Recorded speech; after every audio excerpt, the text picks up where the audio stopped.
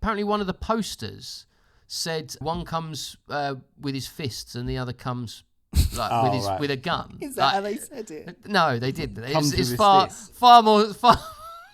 Just like hosing down everything. And the other one comes with a gun. Yeah. Welcome to Bad Time Babble. We watch films and then we review them and show you our reaction. And this time we watched Double Impact. Yes, we did. Come on! Alex, he's your brother. Brother? Why? Because he looks like me? No. Because he's blood related to you. Dave's very excited.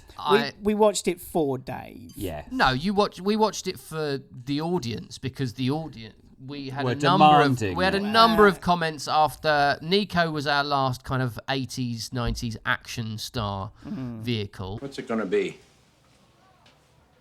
I'm in, Frank. All the way. Calm down. Right up to the hinge end. Get a bit excited. I made a comparison between Seagal and Van Damme, and then we had some comments, more than one comment. Yep. There we go. Thank you very much. That's what they think of. What he thinks of That's Seagal. Why the television doesn't have cats on Yeah. there. Yeah. Like and subscribe for more.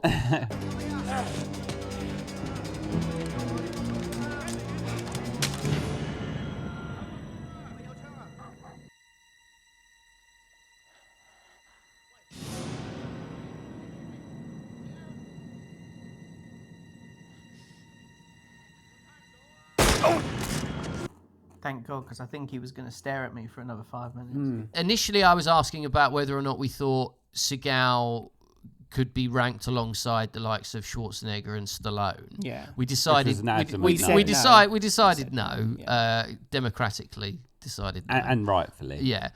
But then we moved on to slightly lesser Action star names. Yeah, action star names. Jean-Claude Van Damme obviously being kind of top of that.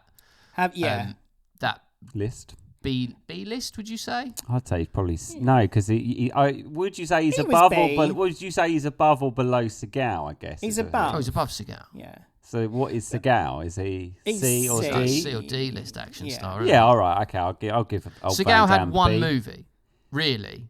Two or three for Van Damme. So he's not like he's not miles ahead. Having watched Double Impact, because we were kind of like we hadn't really seen a Van Damme in a while. Can't really make that assumption. Like long time since I've watched Street Fighter. Yeah, it's my only Van Damme film up to this point. Have you not seen Universal Soldier? I think I've seen bits of it, but I don't think I've ever sat down and watched all of it. I've seen that, and I've seen Time Cop, and I'm sure these are all great. I'm sure there's. I think I've seen Bloodsport. You've probably seen Bloodsport. But having watched this, yep.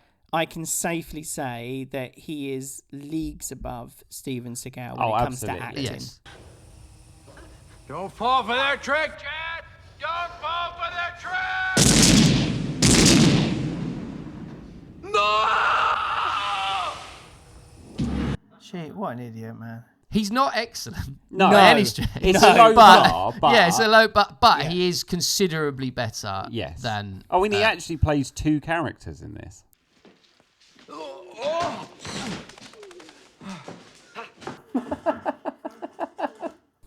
What a nerd. Apparently that was part of the reason why he wanted to do this, was to try and show that he could act. Yeah, because prior to that, just being he'd a martial arts only guy. done martial arts movies, and he was concerned, probably quite rightly, concerned that he would become too old. No way. And yes, it's exactly that. If you look at Seagal, obviously Van Damme's career didn't continue on the trajectory it could have, but I think by and large that's down to substance abuse and personal issues and troubles, as opposed to his bankability as a star. Double Impact is the story of two twin brothers. Oh no, is this the double baby Van? Man? Both played by Van Damme, Alex and Chad Wagner. Oh, that's the shot. They are twins who are separated at birth. Apparently, it's loosely based on an 1840-something novel called The Corsican Brothers, which tells a very similar story of two twins raised separately that then come back together. Yeah. The movie, by and large, is set in Hong Kong. And the backstory for why Chad and Alex grow up separately is because his father is involved their father. Yes, sorry, I was just thinking of Van Damme as a singular. But their father was responsible for building the Victoria Bridge between mainland China and Hong Kong. This would, of course, be British Hong Kong. When it was good. The tunnel is built effectively using money from a Hong Kong gangster called Zhang, and then they want to cut him out, cut out the dad, and then also kill the kids, and then kill the kids so that they don't grow up to then have a claim to the tunnel either.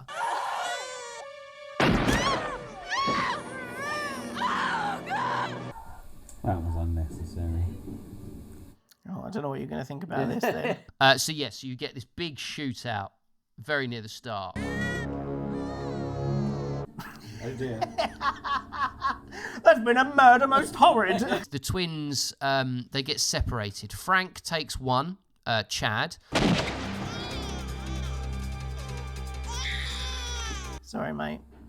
You're on your own. It was the bodyguard. The failed bodyguard. He was the bodyguard. And then, Right. The least you could do, mate, raise a kid.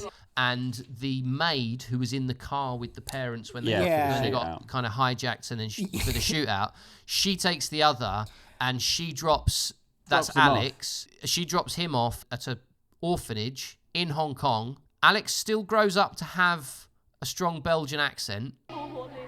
Bonjour. He is? Yeah, they bunged a little bonjour in there just so they can explain his accent when he gets older. So Chad, who is the other twin, is raised by Frank, and he raises him in France. So then, as you would no doubt expect, then 25 years later, we meet Chad and Frank living in Los Angeles. Take over the karate class. Look, Frankie, I'm busy. Those girls are now. He's got a camel toe. Running a karate cum ballet yoga school. Yeah. Not really sure quite what it is. There's definitely karate going on, and there's definitely Jean-Claude like Van Damme in like some very tight kind of. tights. He really wanted to make sure you saw how good his ass was. I mean, and it is beginning bit. phenomenal. I was gonna You say, could crack walnuts in not it, complaining. absolutely. Yeah. For example, because of my big legs. Yeah. See up your bumhole. And he produced this, right? He was a producer of this He film? was producer. He was also co-writer. He co-wrote it alongside the director. So it was kind of his vehicle. It's like his Rocky. Yeah. Obviously not quite the same outcome. Oh la la.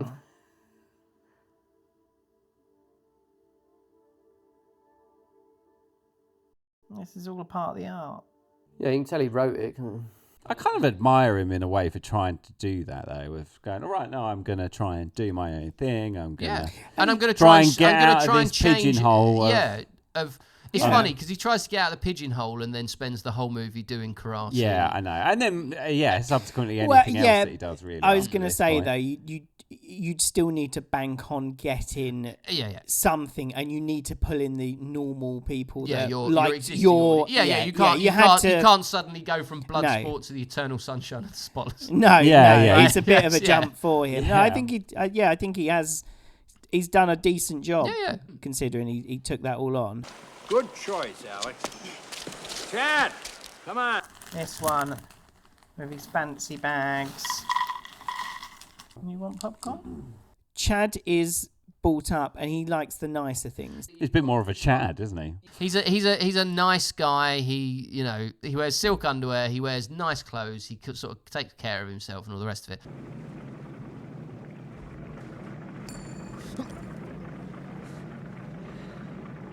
Welcome to Hong Kong. Oh, he's so badass. That one. Not the other one. And then you've got Alex, who is kind of the bad guy. Yeah, on the rough streets. Raised on the streets. Yeah, he deals he's in a bit, stolen Mercedes and cognac.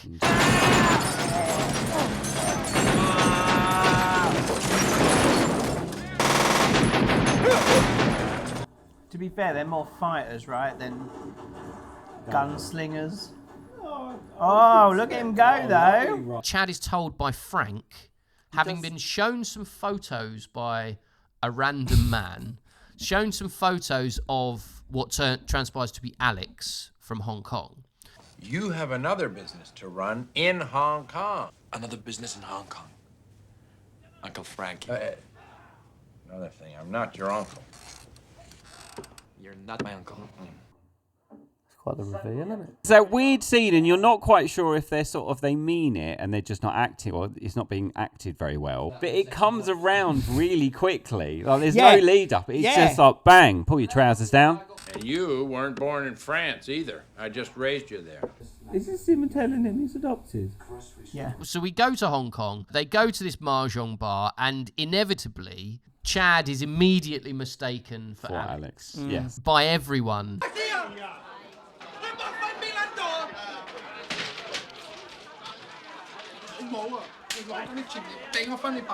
Who pulls out money like that? That guy. Including Alex's girlfriend. Including Alex's girlfriend. And this is how we first discover about the black silk underwear, because she pops her hand down his shorts.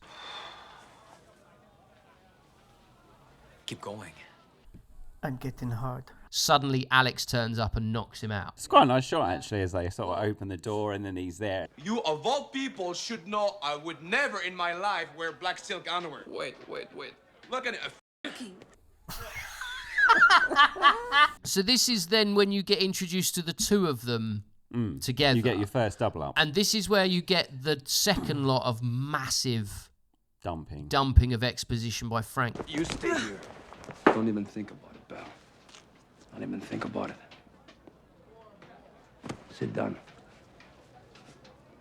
But it's the first time you actually see the two of them together in the same room. And I've got to be honest, I thought it was, by and large, very well done. For an almost 35-year-old film. Yeah, almost all the way through. It's clever. They've darkened the corner bit of the room to hide the cut. The body doubling is done very well, to the point where it's like, that's pretty convincing. The body doubling is done. There's some nice touches that they do with the lighting to kind of mask the fact that there's obviously some sort of gap, or there's a couple of bits where things are eye lines are slightly off.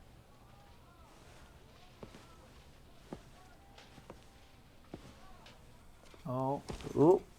Yeah.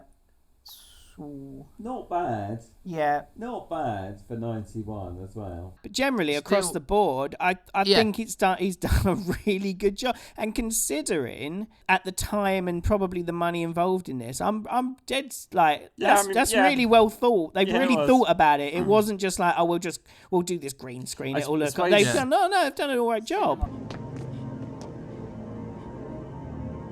Lovely timing. Cinema, I guess, was at a point where you could do those sort of visual effects, but the technology was still limited enough that you had to be sort of clever with it still. Whereas nowadays, you could, like you say, just green screen and throw everything over the back. And like it makes a huge difference, because if every time we saw them together, we were like, oh, and we were laughing, like Steven Seagal films. When it goes over the shoulder and you can see that they've cast someone else instead of Steven Seagal in that shot, that it was just like, we laugh every time. Not once. So obviously not him. Not once in this did we think that was funny. There was only one stunt moment in this, and it wasn't even Van Damme. It was one of the driving scenes in the chase at the start, and it was Frank.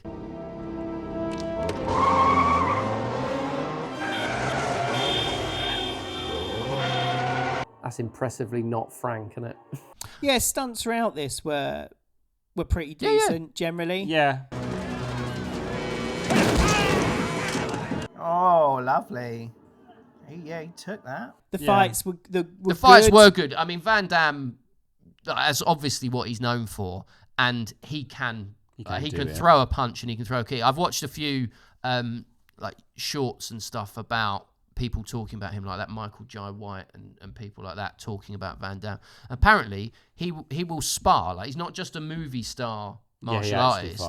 He actually fights. He's a competition grade. Like, I mean, I don't know if he today, but but he would get in the ring with absolutely anyone.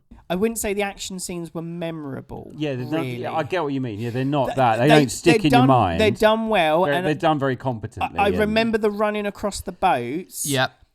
But that's the only. But really... it's a fading memory. It doesn't. I don't go. Oh yeah. Whereas like some of the like Die Hard, for example, I remember a lot of those action scenes, and yes, I've seen it a bit more, but at the time those things stand out. And nothing in this stood out as a fight. I think I said to you there were a couple of bits that I watched when we watched it that I remembered. Oh, beautiful. Classic. They were mainly the slow-mo-y type bits of Van Damme just pulling a bit of a pose after a move.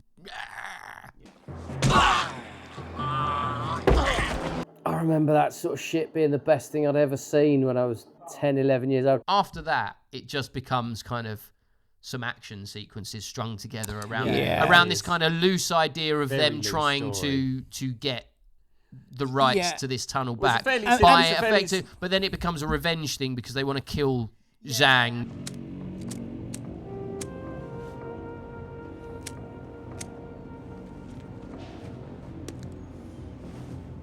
Is that not the lighter he's had for 25 years? It is, yeah. You just threw it away because it's still working. Done with it now. Yeah, that refillable lighter.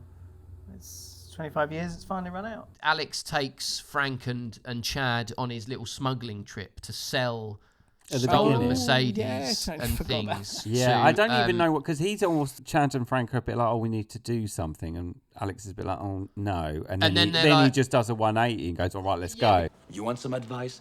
Take your fancy clothes and your black silk underwear and go back to Disneyland.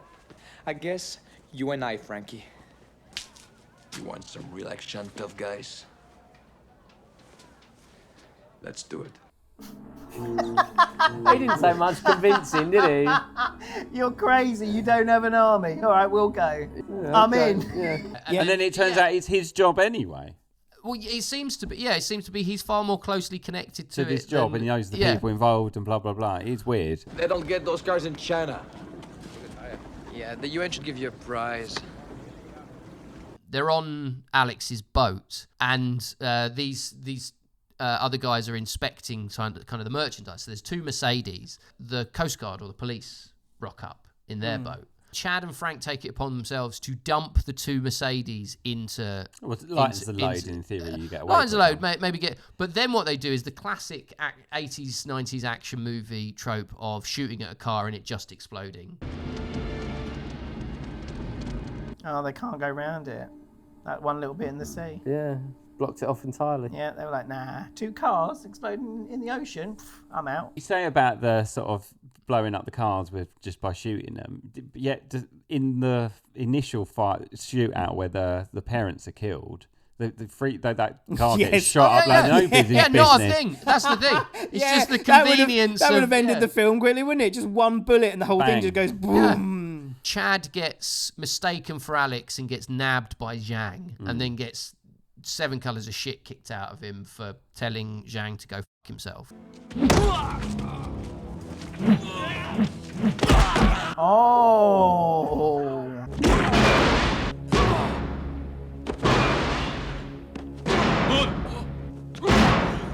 Bolo Young, who's the main, he's cool. Who's the main bad guy. I liked him. He was also the main antagonist in Bloodsport, which is kind of, so if you know, so that's why I know him. Oh, that's your mate, isn't it? It is. There's like 6 or 7 guys against Chad, and he kicks a couple of them, but one of them he kicks in the stomach, and that guy falls into Bolo Young's character. And instead of, like, it says something about his character, he just breaks the bloke's neck and pushes him to one side. It's like, that's your own guy. Oh. Wow. All that loyalty and you just snapped his neck. Frank then takes them to this random island with a dusty old hotel on it. Yeah. Then shortly after that, they then attack a club that Zhang and Griffith, who's the evil British guy. Is that the bomb thing? Yeah, the cognac bomb. It's another bomb. Get the hell out, move it. No, I think it's cognac. Let me have it. I'm really thirsty. Oh shit! It was a bomb, which is that feels ill-planned a little bit. Oh, all of it. Like this is where it does get a little bit like. If you know it's a bomb that's going to go off, just get in there with it and give it to him, and then run. This is the cognac Mr. Zhang asked for. Can you give this to him, please? With my compliments. I think Chad's hiding in that box. It turns out that Danielle, who's Alex's girlfriend, she works for Griffith. Yes. So she is then tasked with trying to find some evidence of said tunnel conspiracy. So she finds some info, right? Yeah. And there's a whole bit where she gets there's a female henchman called Kara. Oh no. Yeah, with them thighs. Oh, she's quite cool, actually. She's quite cool. There's kind of a very uncomfortable moment between Danielle and her. You can frisk me. Use the shocker. The what? It is quite an uncomfortable but Scene, well-played scene. But anyway... You guys weren't hard after that. Alex and Frankie, They're in the jungle. hey, you can talk to me. I'm a nice guy. Chad takes the boat without telling anyone to go and get Danielle. And then Alex phones the Mahjong club where we met earlier. And the guy says to him, oh, no, Chad's here. Yeah, no, he's with Danielle. They're both in the office. Yeah. So Alex then starts to get jealous. But at the same time as starting to get jealous, he also starts to drink very, very heavily. Jesus Christ, he's having a panic attack, isn't he? To the point, where he has a very vivid sort of sex imagination daydream about his twin and his girlfriend. True, when he wrote it, it was like, and then I'm going to get really mad. And then in order for me to really sell being really mad, I'm also going to have a sex scene with a lady. If you suddenly discovered that there was someone out there who looked exactly like you, but by all accounts was a nicer version of you. Yeah, true. And he was now alone with your wife. Yeah. There are lots of films where a sex scene is just a sex scene, but the whole point is that it's playing up against this is what he is imagining. So actually, as sex scenes go, it's kind of relevant. Yeah.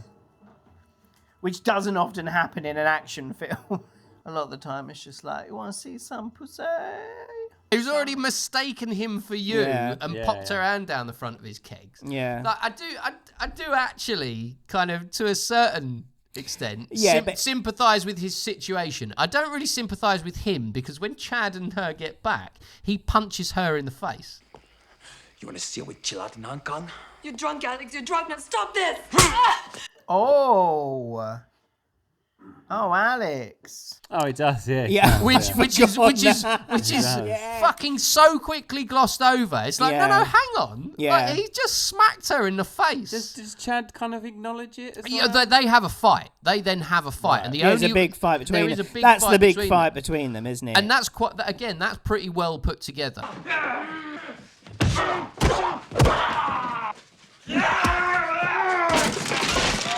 The only way that they are made to stop fighting is Frank steps between them with an automatic weapon and just fires it into the ceiling. And they basically then both just run away and go sleep on a beach. Yeah.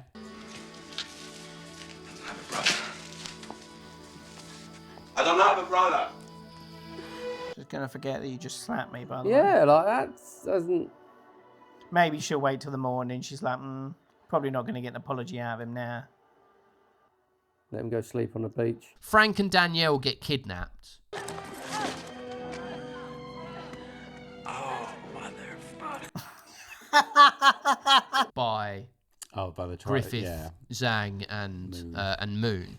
And then it's all back to the docks again. Yeah. But this time they're on a big boat.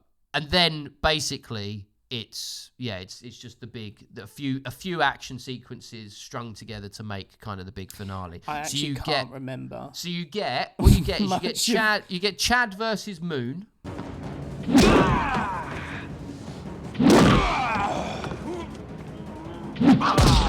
Yeah, you missed him in that shot though, really. Which is yeah. That's the bit where they're fighting and his top gets ripped off. Yeah. Yeah, here we go. This is what we're here for. This is what we're here for, lads. Oh, yes. Van Damme's top gets ripped off, so then Moon takes his off and starts throwing barrels at him. Yeah. Jeez, look at them both. He'll make his tits wobble in a sec, watch. Reminds me of my younger days. But yeah, there is a bit where he throws a barrel at him and he does a big high kick, like full splits. But then he falls on the floor holding his hamstring like he's hurt himself. And you kind of think like, yeah, that probably would hurt. Like, why would you kick it in the first place instead of moving out of the way? But by the by, you don't get the same shot. It looked cool though, didn't it? Effectively, he ends up besting Moon and kicking him into a very, very health and safety. Very poorly maintained electrical distribution board. Yeah, I was very upset by that.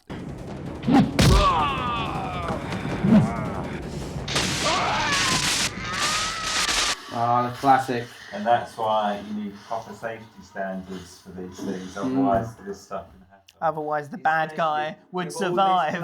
And then they basically go off and they chase down Zhang and Griffith. So they separate. So you got Chad after Griffith and you got Alex after Zhang. Alex and Zhang go up.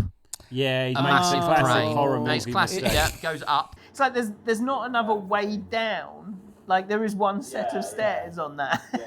No, you're really committing yourself. Like to falling.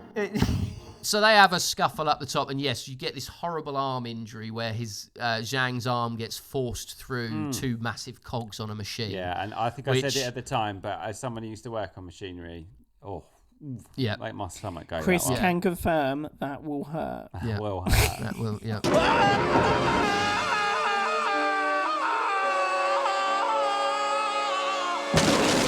Oh, yeah. Probably just threw a dead weight to that, right? I think they threw the actor. I think he went. He didn't work much again after this. I think he went, I can make that. I mean, to be fair, it probably didn't hurt quite as much as the being thrown from the crane and landing on the ground below. Although that'd probably be pretty quick. I was going to say, yes. You get that euphoric of falling I didn't mean sexually. I just sort of meant like, Simultaneous to that happening, you've got Danielle and Chad, and they get cornered by Griffith, who's in a forklift with a container. Starts kind of shuffling.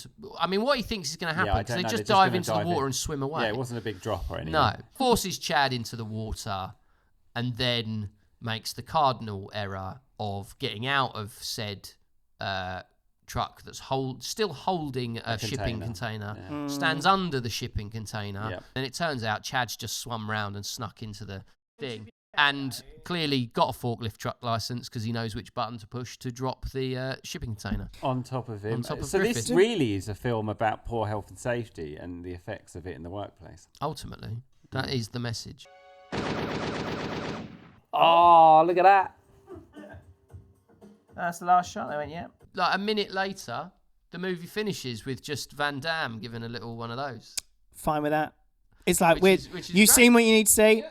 We're out. Jump back and get ready. Oh, wow. My favourite part of this film is the song over the credits. Gloriously early 90s vibe. Oh my God, yeah. This is bringing back all sorts of feels in me. Oh my God. This has got Where did it all go? This has got a bit of the... What happened to my life? Bit of the Ninja Turtles about it, isn't it? Final Impact, I think it's called. Yeah, I put it on a Spotify playlist already. Have you really? I enjoyed it, and I watched it back last night. I was like, feel the impact. I mean, it's long. It's a long movie. It is. Hour and 50 minutes, and it felt quite long. I'll give you half of everything. What about my father? Well, he can't have any of it because he's dead. How much do you think this movie costs to make? When was it made? 1991 when it was released, so I assume 1990. I feel like it's got to be around 20-ish mil. Yeah, maybe a bit higher. I was going to say 20-ish. So for sake of argument, I'll say 18. I was going to say like 22, but yeah. So Chris is closer. It was actually a $15 million budget. How much do you think it grossed at the box office? I think it doubled that. Yeah, I'd say. I think it doubled that impact. For me, I'll say 36. Yeah, I'll just go 42. I mean, I don't know how you double stuff. If you'd have doubled 15, you'd have been bang on. It made 30 million. I didn't say 15. No, but... Oh, yeah, it was once I told 15, you the budget, yeah. you said, I think it made double that. No, yeah, and then I doubled my number. Yeah. So it made 30 million at the box office. How much do you think Van Damme got paid for this movie? Quite little if he was producing it and pushing it. I imagine he took a big salary cut to make sure the film could be done well. And probably was thinking, I'll probably do well in... royalties or and stuff. Also what it will do for my career if I do it well enough. I reckon he was paid like, I'm going to go low. I'm going to say he got paid like $300,000. Yeah, I was going to say about that, 500, maybe less. But you guys clearly sort of think about this more than I do, or know more, because he got paid 600,000, which I thought was incredibly low. It is, especially for the time. A star vehicle in which he's playing two main characters and is kind of the main draw. But do you want to give me another 500,000? But all of the scenes where your stunt doubles in it, it's going to look like a little fat man.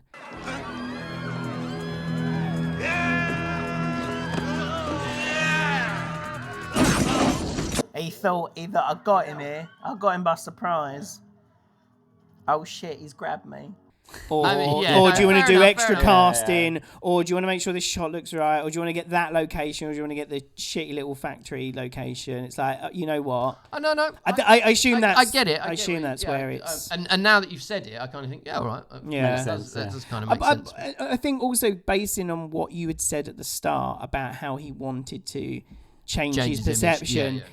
It's not so much an ego thing, it feels like, for him. It was more of a, no, I can do more than what I'm doing. And his craft, he sort of,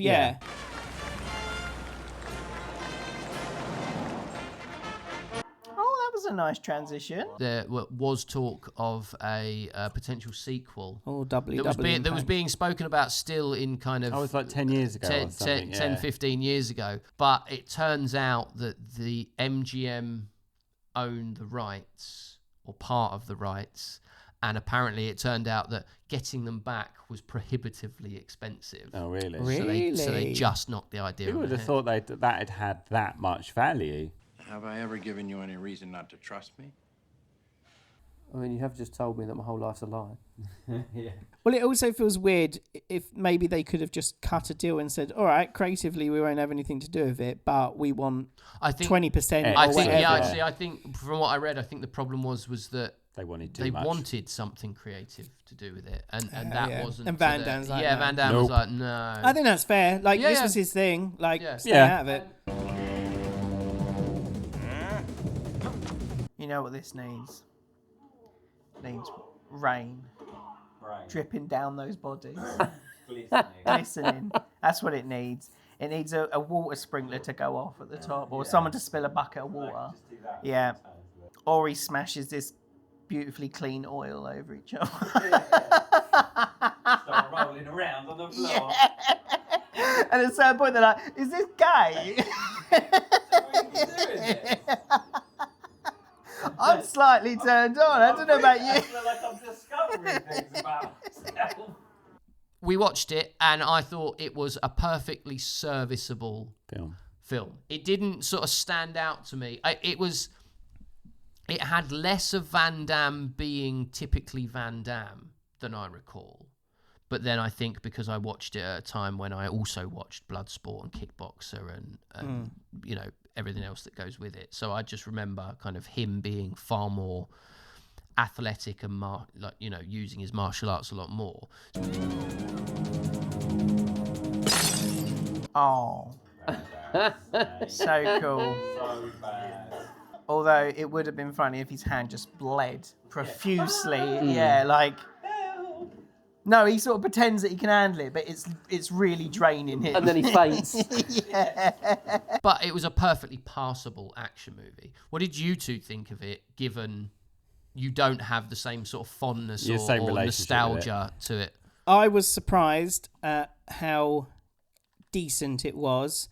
It seemed like, I mean, considering Van Damme behind it, it actually sounds like he had an idea, and it very much was taken in the way that Stallone did take Rocky. It was like, yeah, I could go cheesy and weird, but actually this is a relatively serious story, and I get it. Van Damme's one's a bit more for sure. actiony, whatever. But it was done well. He plays it quite well, and I think it was done really well. And I was pleasantly surprised that I wasn't bored shitless of it. Watching it back again last night, I did get much more bored. I felt like I was more invested in the first time round. But yeah, I was just quite surprised actually that, having not really watched a lot of Van Damme films, or just of him generally, I was sort of surprised that he was better than I thought he'd be. Like, this is nowhere like we normally do so bad it's good. This is obviously nowhere in that. No, it's not in the category. That realm. No. Yeah, it's a perfectly serviceable action film of its time. Far better than Nico. Yes. Oh yeah, better than anything we've ever watched of Seagal. Sure, but if we're saying Nico was considered pretty decent for Seagal, this is way better. Than Come on. I've enjoyed the use of the lighting in this. Yeah. And the shots. But I think you've enjoyed the whole thing. Yeah, it has been an enjoyable action film. This is how I feel about this. Kind of makes me feel like how you felt about Nico.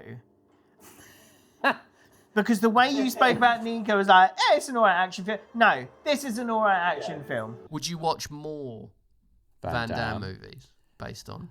I would, I guess. I'm not opposed to watching more. I'm not like, oh no, but I'm also like, I'm not in a rush. No. Yeah, I've got, Fair enough. If you were exposed to another one, you wouldn't be like, oh, fuck off. No, you'd be like, there's other stuff we could watch, but all right. If you said tonight we're gonna watch, and you pulled out a Van Damme, I'd be like, oh my god, he is surrounded in it. No way is he surviving down there. That's insane. He'll be all right. No, Dave, he won't be. Did you see what he was surrounded by? I did. There's no way he's getting out of that. He's dead. Are we scoring this one? As a popcorn film, just as a popcorn movie. Film. I'd give it 2.5, I guess. Yeah, it's perfectly okay. It's an action film, and it does what action films should do, and hits all the sort of right notes. But it's not world changing. But yeah, it's fine. 2.5. Yeah, exactly the same. 2.5. It is a decent action film from the 90s, done decently. Reasonably well. Yeah. That's fun. What's that, they're running across the boats? Yeah. I'm going to give it a 3, but only because... A little extra because of your own nostalgia. Yeah, a little bit of extra for the nostalgia. Yeah, because I saw this film when I was like 10 or 11. Yeah. When I shouldn't have been watching films of this kind, and I therefore went round to a mate's house whose parents didn't mind renting stuff from the video shop. They shouldn't be. Yeah, we all had that. And that was how I was exposed to all of Van Damme's movies. So No Retreat, No Surrender, Kickboxer, Bloodsport were all watched round my mate Tom's house. Not you, not this one. And yeah, a worse Tom. Yes, or a nicer Tom, depending on your perspective. But all of them were watched around there, so it holds a real sense of kind of almost like forbidden. Yeah, I'm the same with Aliens and Terminator 2, Poltergeist, any of those ones sort of around that period. Because I would go round to a friend's house who had them on tape, and his parents didn't mind if he watched them. Yeah, I have that with Child's Play. I got my granddad to buy it for me when I was 10, and I watched it, and I was like, "This is amazing." And then I went to my family. You need to watch this. This is great. And we sat and watched it. And my mum and dad were like, "Oh my god!" Like he's watching. Yeah, my son is 10, and I can't imagine. No, it was. I loved the damage that would be done. I loved it. I loved it. Like obviously, I got scared and I got into films, but I was very aware of behind the scenes of films, even at 10. So even as I was watching it, I was like, "Oh, how did they do that?" Like with the doll, or like, oh, is that a little kid running? Like I remember thinking that at 10 years old as well. But yeah, at that point, my mum and dad were like, well, he's watched it once. Might as well have it. And then I ended up being that kid that then showed every other kid, hey, you go watch this. Yeah. So it was, you were similar to my Tom. You were the Tom, yeah. So Double Impact gets 8 out of 15, which is not a bad score. Commendable. I would say. Certainly commendable. Absolutely. Slightly above average. Which is basically what the film was. Yeah. Well, yeah, I suppose. Yeah. When you spit that, you're like, but... Yeah, true. I feel a bit wrong. Yeah. If you liked this, please do give it a like. Thank you very much to our Patreons. Write the comments. Do you love a Van Damme? What's your favourite Van Damme? Is there a Van Damme that you think we should watch? Is there a Van Damme that is a so bad it's good? Yeah. If you've got any of those suggestions. Any of his more recent stuff? I don't think he's done much recently. No, he's done a lot of... He did JCVD, didn't so I was he? about Which to apparently mention is very good. Yeah, but that kind of relaunched his career a bit. Yeah, playing himself. Yeah, like an exaggerated version of himself, apparently. But he's done a lot of direct-to-video stuff as well. Please like and subscribe. Thank you very much for watching. We'll see you next time.